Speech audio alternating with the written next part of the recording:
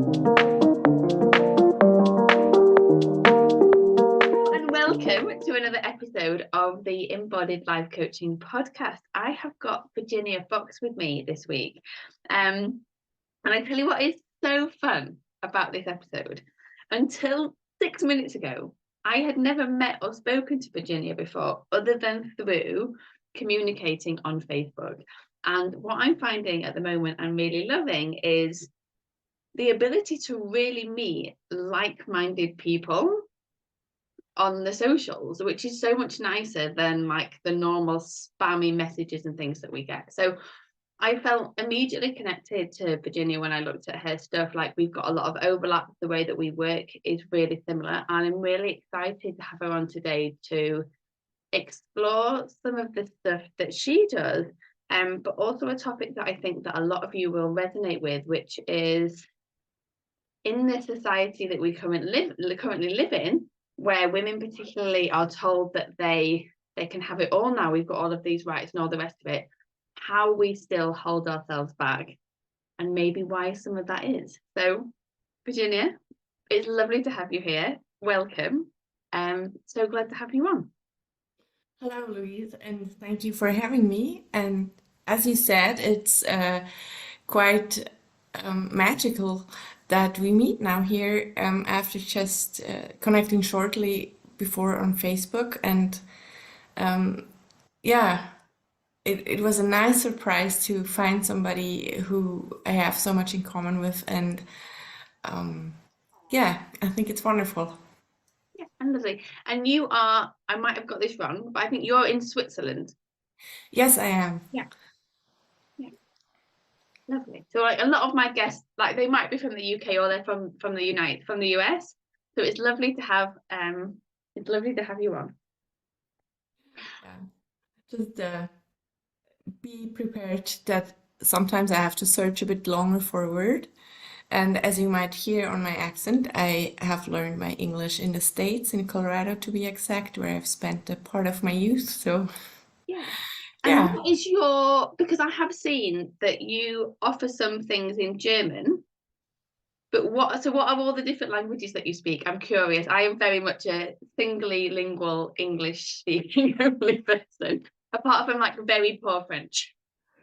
Well, I do speak English. German is my mother tongue, but there's actually the Swiss German is quite different from the High German, so we have to learn that at school as well. Then I speak French. That's mandatory in Switzerland because of our French-speaking people. And to round that up, I also speak Italian quite okay. At least I understand a lot. I don't speak it very well anymore because I don't use it that much. But yeah, I think it's has to do with having a really small country and 4 different languages that just kind of brings you to learn them, some of them. Yeah, amazing. And that actually, it brings me back to something that we were talking about before I hit record. So Virginia, in many ways, is a subconscious coach and therapist, and she's bringing those skills to this conversation today. But she's also a mum. She's an author. I think you've written some children's books. Am I right? I'm a romance writer. I write romance novels, romance and suspense. Okay, brilliant. I've got that wrong then. So romance and suspense novels, and obviously all of the languages as well. And we were just talking about how she would be termed a multi-potentialite, which I am not. So it's lovely to have you on with all of your many skills. So let's kick off this discussion then. So it's 2023. We're liberated and we're equal, apparently. Like, what's our problem? What's the deal? Like, talk to me about this topic. Well, as you said yourself when we were talking about it earlier, is that you don't feel that way. And I think the important thing to know about that is that this has external reasons why we don't feel like that. I will go over that in a bit. but it also has internal reasons. And those internal reasons are usually very sneaky because we are not consciously aware of them.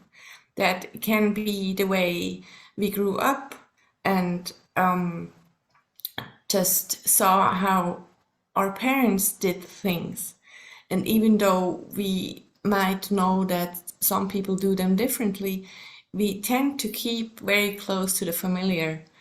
And that's, for example, very often in my hypnosis therapy, you get to hear that the people say, well, my dad earned that much. I can't ever earn more than him. And that's not something, if I would ask her this question, can I, in a conscious mind setting, then I would, she would probably tell me, yes, of course I can earn more than my dad did then.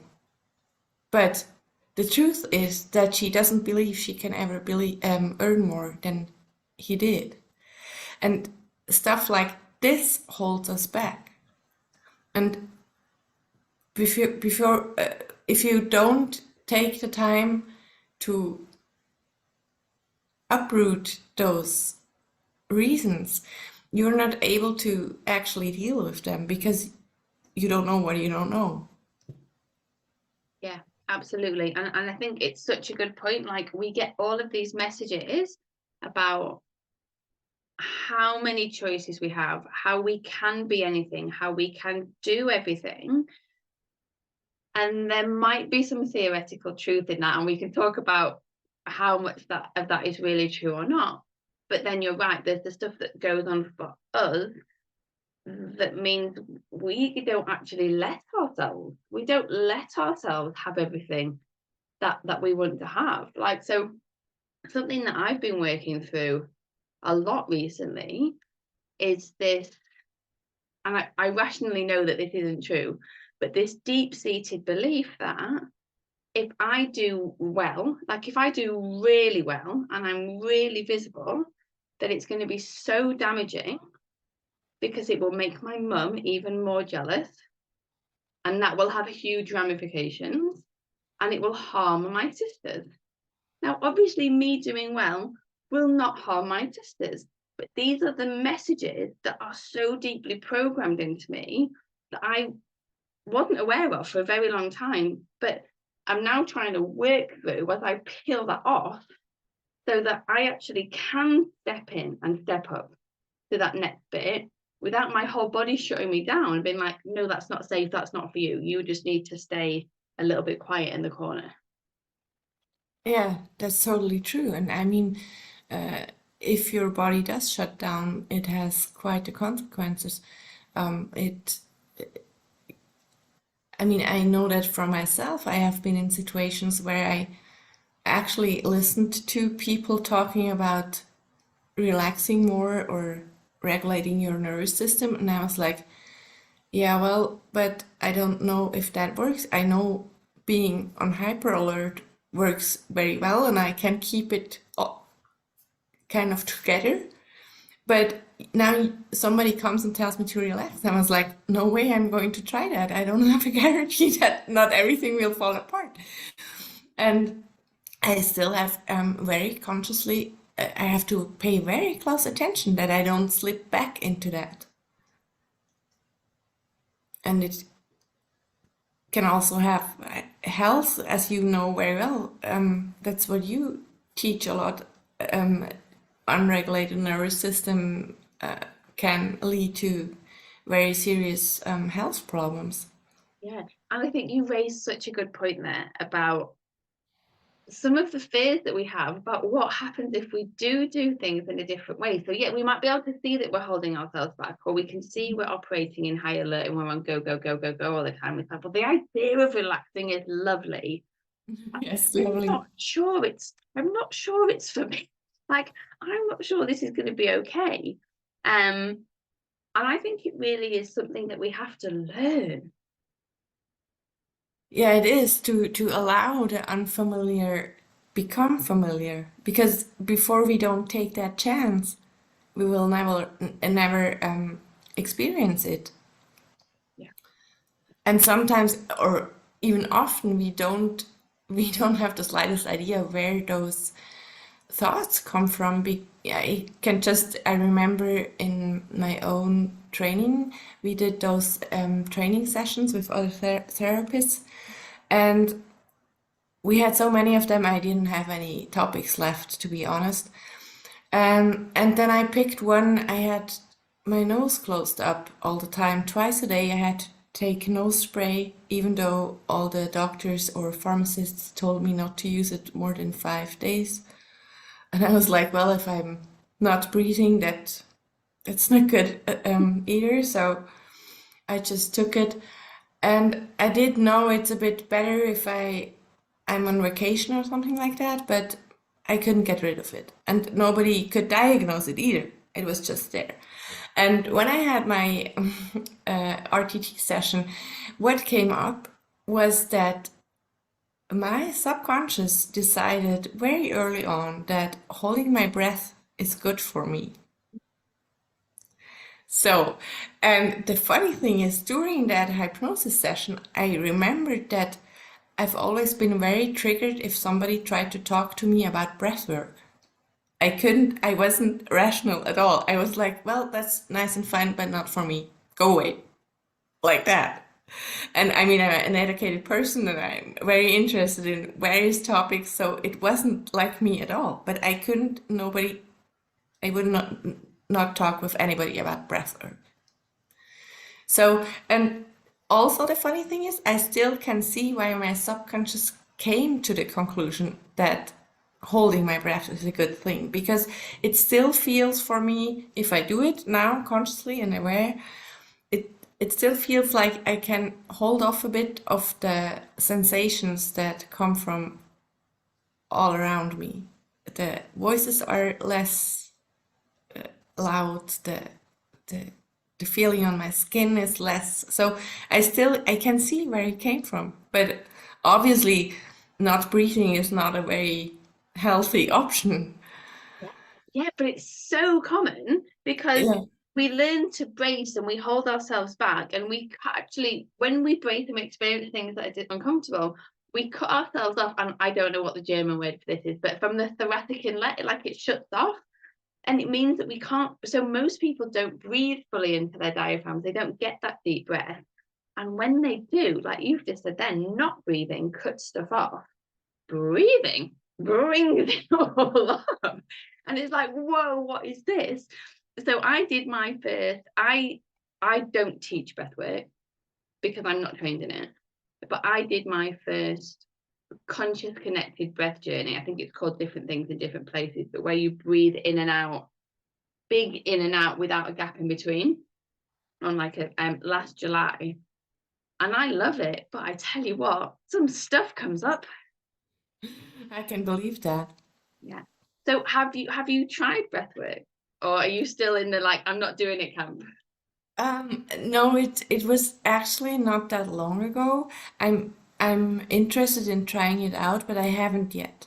But still, just the fact that I can look at different offerings about breathwork and talk to people about their experience, and it all feels totally okay. That's wonderful. And by the way, my nose after 8 weeks, it went away. I haven't used nose spray since for a month, not even when I had a cold. It's amazing. And it's amazing what we hold on to. So the lady that comes into my programs to do breath work with the groups, I had a catch up with her yesterday, and she's been doing some work around like her hips, and her hips been tight, and she's gone to see like a body worker to really get into her hips and release stuff. And she said, and she's been talking about this publicly, so I'm not breaching any confidentiality here, but she's like, she shared the picture of the bruise and the amount of stuff that she had in her hips. And I think it's amazing when we tune into our bodies and like, what are our bodies holding that we're not questioning? You know, so for me, my hips, disaster, my neck and shoulders, disaster, and it's like my jaw, disaster. And what are all the things, what are all the things that we hold on to from all of the not breathing, the bracing, the holding on, where we are still holding ourselves back because of all these things going on that we don't pay attention to. And it's so easy to just say, I don't know, I've just got screwy joints. Yeah, it's easier to say, and sometimes also, I mean, I see it with my daughter. It's actually, I mean, I wouldn't call it easier what she's going through. She has some mental health problems, but she's just not ready. I think you do have to be ready to really look at those parts of you, or even those subconscious beliefs that lead you to reacting or acting in a certain way. And I think the crux on the whole thing is that since everything around us is implying that we have it all, or we can have it all, we don't dare to look at those things, or we don't dare to take a look if there's a truth in the saying that we hold ourselves back, because it seems almost a bit like we admit that we are not able enough or not willing enough to put in the work, or whatever the belief behind it is.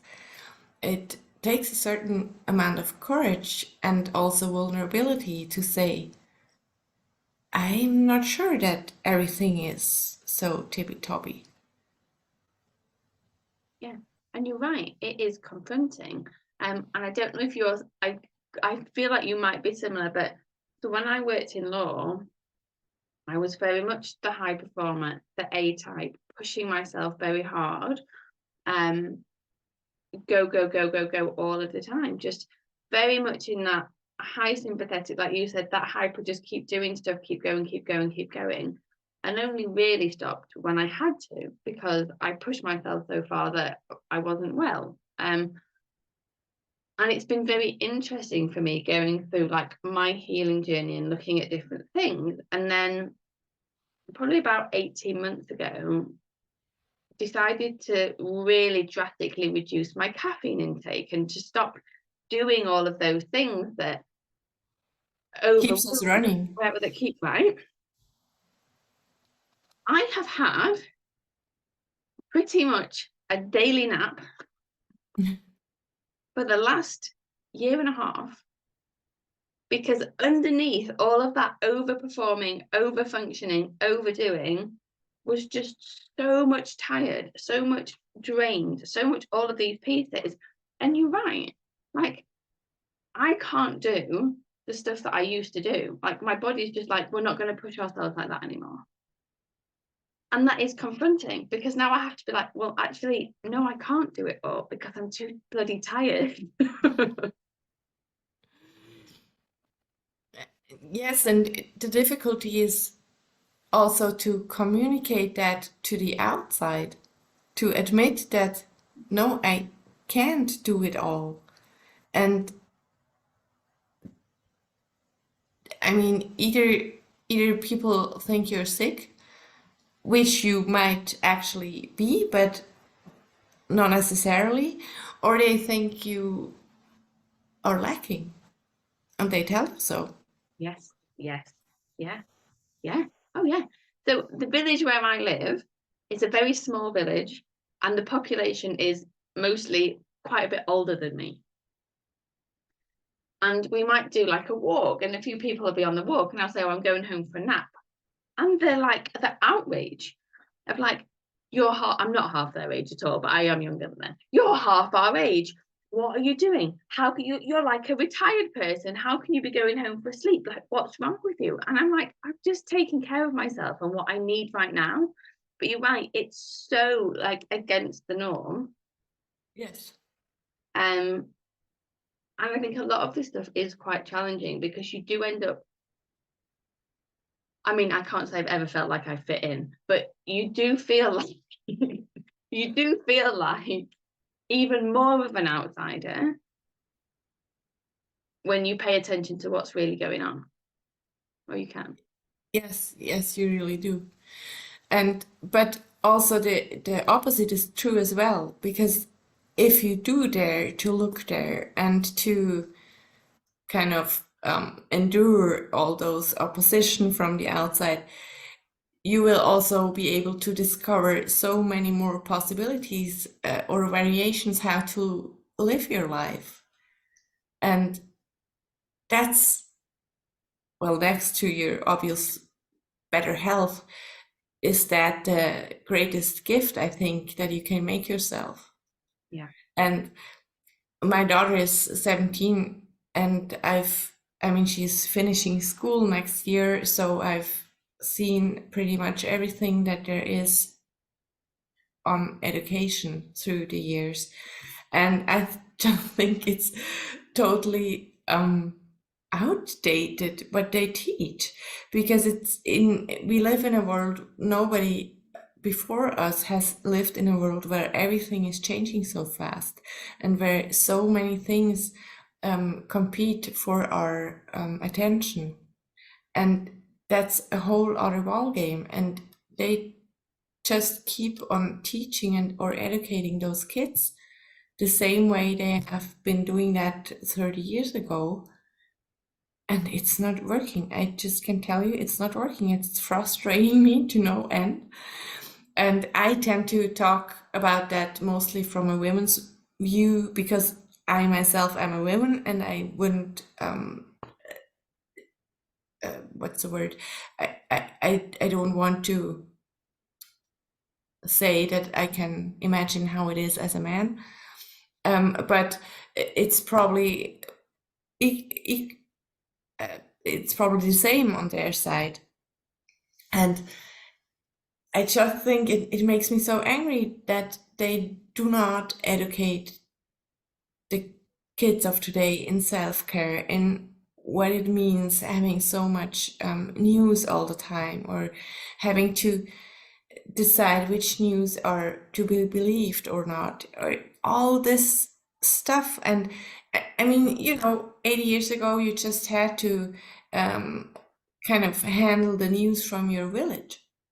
Now you have to handle the news from the whole world.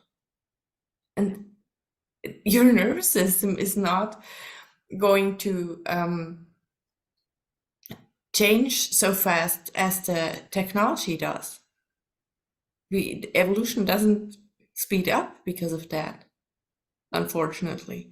So I think it would be very important to really make that a main point in the education. But no, everybody just keeps on complaining how much the health system or the health costs are rising, instead of going to the root of the problem and helping people live their lives happy and fulfilled.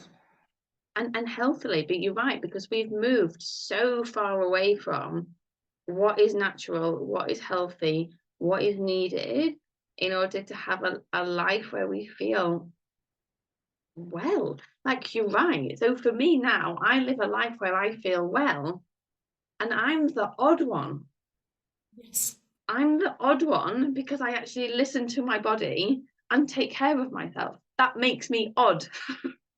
Like, that's a crazy situation, that's reality. Yes. And I think that's and being odd, not to belong, that goes against one of the main principles in life. You have to belong, because otherwise you don't survive, because our lizard brain hasn't evolved at all. Your subconscious mind, your lizard mind, it just wants you to survive, and that means belonging to a group, and you don't belong if you're the odd one out. So imagine what kind of self-trust is needed to really go this way. And that's also a thing. Please give those children self-trust. I mean, I don't work directly with children. I work now with the adults, but it's just very dear to my heart, because I think it's a shame. Yeah, I'm always so impressed about, like, when I work with people that work with children, I'm like, yay, because you're working with people, so then I don't have to work with them when they get a bit older. Very true. And I want to come back to what you were saying then, because I think this really matches the theme of today well. Of a lot of the time, we don't live a life that is authentic to ourselves and our needs, because what we do is we abandon that in order to live a life that means that we fit in. Yeah, that we fill the expectations of others. Yeah, and I think that's a huge way that we hold ourselves back. We're not liberated, because we're doing stuff that is completely the opposite of being liberated, because we're just desperate to fit in. So yeah, what do you think about that? Yeah, I think that's very true, and that's also becoming a problem then when the outside tells you you can have it all, because then you try to have it all, and then you try to do everything, and then you might discover that doing everything is just a bit much, because it's not like you get the chance to choose. It's actually expected that you pick up the slack and also get a job and do the home the Yeah. house cleaning and the child caring and everything on top. I mean, sure, there are couples out there that have a good handle on that and really try to share this stuff, but still, it's really hard, even through the fact that most schools still call the moms and stuff, like small things like that. It just keeps on raising the mental load daily, and it pushes you to choose things not because of what you want or wish for or what your purpose is, but what fits in with this social expectations of us. And that might be colleagues or friends or family. And it happens very, I'm looking for a word again. It's kind of obscure. It's not out in the open, and it's actually hard to talk about it, because especially if somebody else is in the group, maybe a bit older, they tell you, well, be glad that you have the opportunity. And yes, to a certain degree, that's true. I'm not denying that. I'm all for women's rights and equality and everything. It just doesn't make the other problems go away. No. And I think a big challenge that we have is, because the message we are given is, and I don't have children, so I don't have that in the mix. I have a Sydney who's on the floor down here, the dog, but like I don't have the children. But there's still lots of stuff that goes on.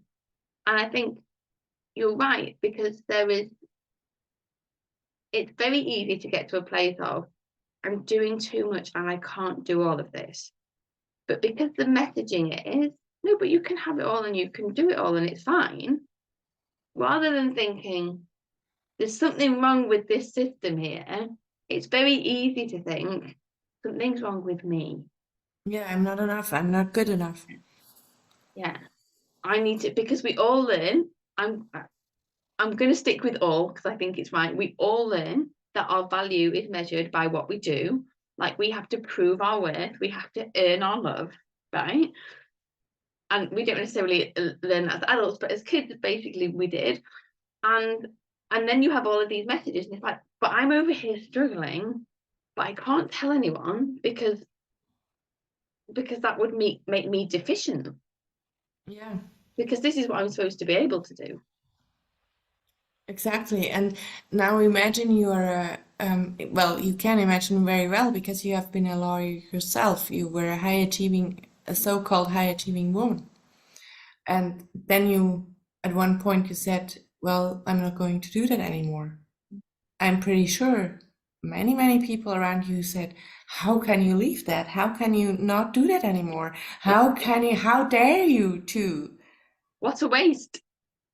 What a waste. And you're like, I'm trying to survive here. Yeah. Yeah. And that's just kind of a crooked sense of or view of things. Absolutely. So what I would love to look at now is, so we've talked about a little bit of how we hold ourselves back, the expectations that we have, the challenges that we face. What's the process that you would use to walk someone through this? So if someone is like, well, I think I hold myself back, I don't feel very liberated, or maybe I thought I was liberated, but maybe I'm not, because actually I'm just really tired. What's the process? Because I know you've got something coming up which you can talk to as well. But like, what's the process that you take people through? Well, I've actually a proven framework that I call the Rebelle path, Mhm. and I call it the Rebelle path because I think in every one of us there is a rebel part who actually longs to make others sit up and take notice. The bad girl. Yeah. And it's also, I think it's also a bit coming from this female anger that you feel when you actually know that everything's too much and still it's expected of you just because you're the female. Well, yeah, really great. And the process I'm taking people through, and that's not always, but often happens a bit around the time of in the age of 40 or a bit plus, that people kind of take a moment and look at their life and look how the next 10 or 20 years are going to be. That's actually the same thing that happened to me, because I'm a successful writer besides being a coach, but I've always, or the past 10 years, I've very much concentrated on writing my books because it was successful. Well, yeah, that's all nice and great. But I came to the realization that I do not want to spend the next 10 or 20 years pushing 4 books a year out. And I found that if you go back first to your past, and that has also to do with what you might have heard as the witch wound, even though it probably all the people, not only women, are influenced by that, but it's the generational stuff that we carry with us, and that is in the meantime, and the really cool thing that is has been scientifically proven through the epigenetic, that we really do, or that our cells and our DNA is shaped and formed by stuff we experience and see and hear, and traumas and everything. So I take them back actually, and on a shamanic journey actually. Amazing. And sitting up. to meet a younger self, or even ancestors. Yeah. That really depends on a person, and it's not something that I steer or influence in any way. And I combine that with saying thank you to everything that came before. And that's very important. It also includes the life now that this person has, because many of us get very dismissive of the things we have done up until now. Mm. It's like when we start to search for new things, it's like everything before was shit. Excuse me. No, you can swear. But that's not true. It formed you. It made you to the person you are today, and you're brilliant today. But you had to go through those steps to end up here where you are now. And so it's a lot also about forgiveness with themselves and maybe other generations. Saying thank you and just being grateful that everything led to this point in this actually really great life, or so great as it could be, at least. And from there, I jump into the future to see all those possibilities. And then we actually work on the present to build up that self-trust, that enoughness, the knowledge that everything is available to you if you choose to do so. And that's a point that is very important to me.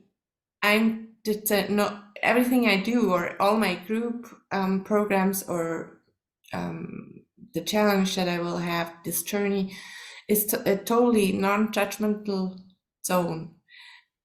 It's not about you leaving your job. It's not about becoming an entrepreneur. It's not about divorcing your loving husband just because you think, oh, I have to change everything. It's not about that.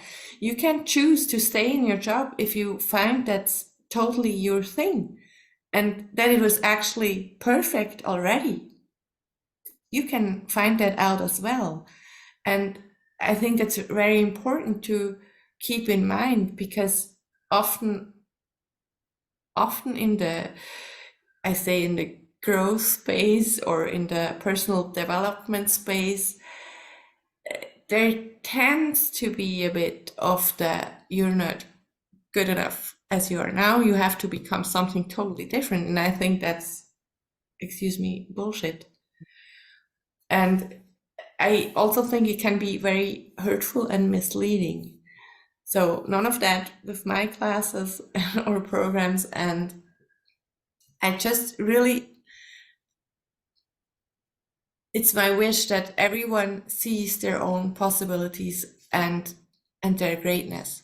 I can't say it any differently. And it hurts my heart if somebody asks to get let into my group and then they read a bit. I mean, you know, marketing, you have to write a bit for whom this group is. And then they send me a message and say, oh, I'm sorry, I applied to the group. I don't think I'm good enough. I'm like, oh no, I didn't want that. I tried to include about, you know, everything in their dog, everyone in their dog, but still it's not clear enough that it's for everyone who wants to grow. Yeah, and then for those people, it's even more of a reason for them to lean in, because it's like, I don't feel good enough to you know, make friends with myself, to Yes. make peace with myself. So you talked before about hypnotherapy. What are the different tools? So when I work with people, I use, so there's like somatic, like body-based stuff, and then like the traditional mindset piece and nervous system things. It sounds like you bring in hypnotherapy. Do you use RTT as well? Yes. Yeah. Yes. I'm trained by Marissa Peer and use RTT for the hypnotherapy. I'm also an RTC coach that's also from Marissa Peer, and I'm a shamanic counselor. That's well,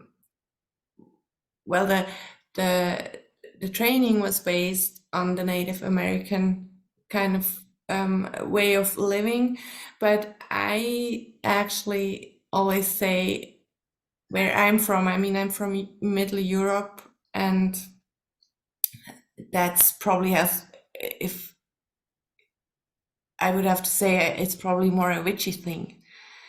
But yeah, it's called shamanic counselor. It's, in my opinion, it's very much the same from the trance state you go in. It's like a guided meditation, and it's very similar to the hypnotherapy. It's just that the tools in the session itself are a bit different, but it also gets you connected to the subconscious.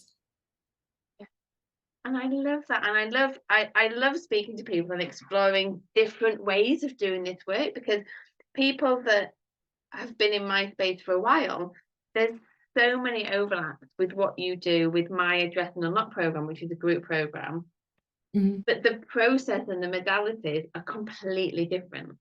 And so I love that, because some people will resonate with my stuff and some people will be like, ooh, witchy shamanic stuff. Yes, please. Like, I want to go and check out what Virginia is doing. So as we wrap up, you mentioned then about a challenge that you're doing. my understanding is that challenge is going to help people go through that journey in a way. Do you want to say a little bit more about that, and then we'll make sure it's linked in the show notes if anyone wants to come and join you? Yeah, gladly. Thank you for the opportunity. It's actually a 3-day workshop, you could say, and I called it lifting the wheel, because it's sometimes it feels like we're shrouded into it underneath all those social expectations and conditioning, so that we cannot really see the light at the end of the tunnel. And I do exactly that. I take you back to the past on day 1. I take you to the future to meet your future self on day 2. And then on day 3, we concentrate on the present. And I think it will be a really great opportunity for everyone to kind of touch on those topics, for people who are a bit interested but are not sure about it yet. It's a really easy way. It's going to be on Zoom. So, and I think that the workshop itself for 3 days costs $7. So it's really, so a bit of a no-brainer. You just skip the coffee that day and go 3 days and talk to yourself. And if you want to do the VIP option, then you also have every day 1 hour with me after the class to talk about the questions that might have come up during the process. And I think that's a really great thing for me as well as for the clients, because for the clients, they will process this so much faster if they get their question answered. And for me, it's just great. A great opportunity to connect with the people, and I love that. I love that. And there is something so powerful about doing this work in a group. Like, so I know we both work one-to-one with people and we work in a group. Like, there is something powerful about being in a group. So lifting the veil, that 3-day experience, and that's going to start on Monday, the 26th of June. Yes, exactly. So it'll be Monday, Tuesday, Wednesday. So if you send me all the stuff for that will be in the show notes. So people listening / watching, head to the show notes, go and sign up for Virginia's event. And amazing. Like, yeah, it's interesting, isn't it? Because like mine is look, and even like the stuff I do, like look backwards to move forwards. I don't think we get to where we want to go in our lives without understanding how we got here.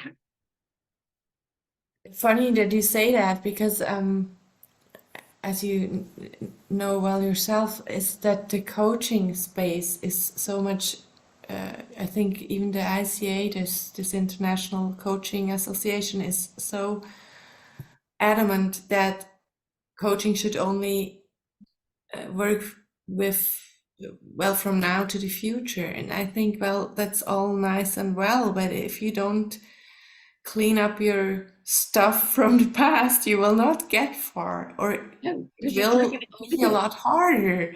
I mean, why make your way harder? Please give me a shortcut anytime. So that's actually why I'm such a fan of working with the subconscious. Amazing. Well, thank you so much for being on today. I think people will get an awful lot from that episode, and just to get a takeaway for people to think about is looking at in your life, where are you doing things automatically because you think you should, rather than doing the things that you really want to do and where you are led to, and where aren't you feeling liberated and equal in your life, and what do you want to do about that? And if you want to explore it further, go and do Virginia's challenge. Thank you so much, Louise, for having me and for this very interesting conversation. We have to do that again sometimes. Yeah, absolutely. Okay, take care, everyone. That's it for this week, and I will see you next week. Bye-bye. Bye.